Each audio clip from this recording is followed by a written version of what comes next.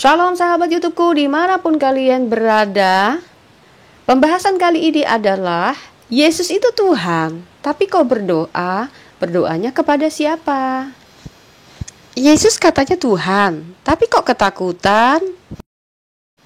Sebelum kita bahas lebih jauh, apakah orang Kristen baru tahu kalau ada tertulis sejarah Yesus berdoa dan ketakutan? Jawabannya tidak, bukan? Karena dari sejak dulunya orang Kristen tidak dipusingkan dengan bahasa asing. Bahkan tiap minggu beribadah, orang Kristen selalu diajak membuka kitab sama-sama dan dibaca secara bersama-sama. Tapi kok ada orang Kristen yang terlihat baru baca Alkitab, kemudian bingung, lalu memutuskan untuk mualaf seketika juga, tanpa menyelidiki terlebih dahulu kitab baru yang akan diyakininya ya? Mungkin selama jadi Kristen malas baca Alkitab kali ya, sehingga dirinya lupa kalau Tuhan kita itu telah datang ke dunia dengan mengambil rupa sebagai hamba dan menjadi sama dengan manusia kali ya. Coba kita baca dulu ya dalam Filipi 2 ayat 6-8 yang walaupun dalam rupa Allah tidak menganggap kesetaraan dengan Allah itu sebagai milik yang harus dipertahankan, melainkan telah mengosongkan dirinya sendiri dan mengambil rupa seorang hamba dan menjadi sama dengan manusia, dan dalam keadaan sebagai manusia ia telah merendahkan dirinya dan taat sampai mati, bahkan sampai mati di kayu salib. Sejelas ini kok gak bisa ngerti ya? Yuk kita simak kesaksian si mukalaf ini guys. Di dalam ayat Alkitab ini, di dalam Injil Lukas ini diterangkan bahwa sebenarnya Yesus sangat ketakutan di dalam menghadapi pencobaan ini. Pada saat itu saya berpikir bahwa seharusnya Yesus itu harusnya bersyukur. Dia tidak seharusnya sebagai sosok atau mungkin yang seperti diakui oleh umat Kristen itu sendiri dia adalah Tuhan, bahwa dia menunjukkan bahwa mental yang dia tunjukkan kepada umatnya adalah sebenarnya adalah mental ketakutan. Tetapi yang ingin saya bahas di sini bahwa pada saat itu saya berpikir, kenapa ya Yesus itu takut? Oke, kita tanggapi ya. Sedikit demi sedikit pernyataannya akan saya jawab semua. Di dalam ayat Alkitab ini, di dalam Injil Lukas ini diterangkan bahwa sebenarnya Yesus sangat ketakutan. Kenapa dalam kemanusiaannya Yesus menjadi ketakutan? Kita tadi sudah baca dalam Filipi 2 ayat 6-7 yang walaupun dalam rupa Allah tidak menganggap kesetaraan dengan Allah itu sebagai milik yang harus dipertahankan, melainkan telah mengosongkan dirinya sendiri dan mengambil rupa seorang hamba dan menjadi sama dengan manusia. Artinya, ketika dia sebagai manusia tidak menggunakan otoritas keilahiannya dan tidak memakai kuasa keilahiannya hanya untuk mempertebal tubuhnya supaya tidak merasakan sakit, itu namanya curang gitu ya Pak ya. Baca ayat selanjutnya, Filipi 2 ayat 8-nya. Dan dalam keadaan sebagai manusia, ia telah merendahkan dirinya dan taat sampai mati, bahkan sampai mati di kayu salib. Jadi dia tidak mentang-mentang berkuasa kemudian mencari korban manusia lain untuk diserupakan. Begitukah maumu Bapak? Dengarlah sabda Yesus ini ya saudara sesamaku manusia. Kalau Yesus menjadi picik karena ketakutan, dia juga bisa memakai kuasanya untuk mengirimkan para malaikatnya. Itu pun kalau dia mau. Tapi bacalah sabda ini. Kita baca dalam Matius 26 ayat 53-54. Atau kau sangka bahwa aku tidak dapat berseru kepada Bapakku supaya ia segera mengirim lebih dari 12 pasukan malaikat membantu aku? Jika begitu, bagaimanakah akan digenapi yang tertulis dalam kitab suci yang mengatakan bahwa harus terjadi demikian? Nah, pertanyaannya, tertulis di mana? Tentunya tertulis dalam kitab para nabi, kitab terdahulu sebelum Yesus datang. Mari kita baca. Dalam Yesaya 53 ayat 7, dia dianiaya, tetapi dia membiarkan diri ditindas dan tidak membuka mulutnya seperti anak domba yang dibawa ke pembantaian, seperti induk domba yang keluh di depan orang-orang yang menggunting bulunya. Ia tidak membuka mulutnya. Nah, Pak Mukalab, di sini justru Yesus membuktikan diri sangat pemberani, maka dia tidak menjadi pengecut kemudian kabur yang akhirnya nyari tumbal anak tetangga untuk diserupakan dengan wajah Yesus di kayu salib. Ya Pak ya, sadar, mikir nggak sekarang, kena mental kan? Dan lebih bangganya lagi ya, kita baca dalam Yesaya 53 ayat 4-nya. Tetapi sesungguhnya penyakit kita lah yang ditanggungnya dan kesengsaraan kita yang dipikulnya. Padahal kita mengira dia kena tulah, dipukul dan ditindas Allah. Itu prasangka kalian kan? Sama.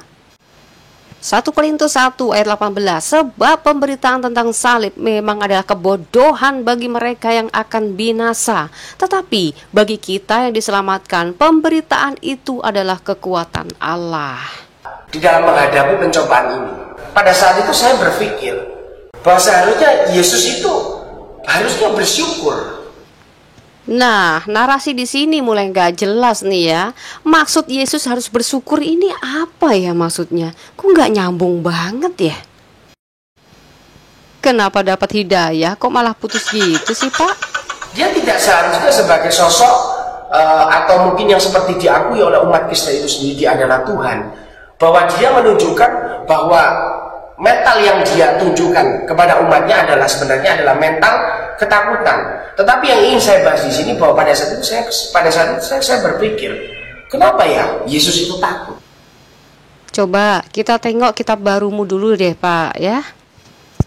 Dalam Quran surat An-Nisa ayat 157, dan kami hukum juga karena ucapan mereka, sesungguhnya kami telah membunuh Al-Masih Isa putra Maryam Rasul Allah, padahal mereka tidak membunuhnya dan tidak pula menyalibnya, tetapi yang mereka bunuh adalah orang yang diserupakan dengan Isa.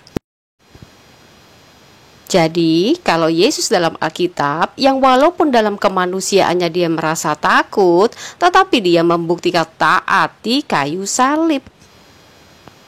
Tapi, di sini justru dalam kitab baru mula mengemukakan bahwa Isa bukan cuma takut, tapi malah nyari tumbal anak tetangga buat diserupakan dengan wajahnya. Maksudnya apa coba? Mikir nggak Pak? Dah, beres tuh soal yang itu ya. Sekarang kita bahas kenapa Yesus juga harus berdoa.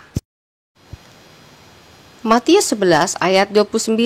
Pikulah kuk yang kupasang dan belajarlah padaku, karena aku lemah lembut dan rendah hati, dan jiwamu akan mendapat ketenangan.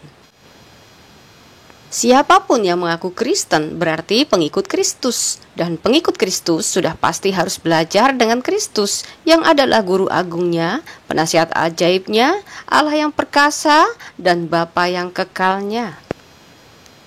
Yesus yang adalah Tuhan yang datang ke dunia sebagai manusia, kalau tidak memberikan ajaran teladan sebagai manusia, terus kita manusia biasa mau belajar sama siapa?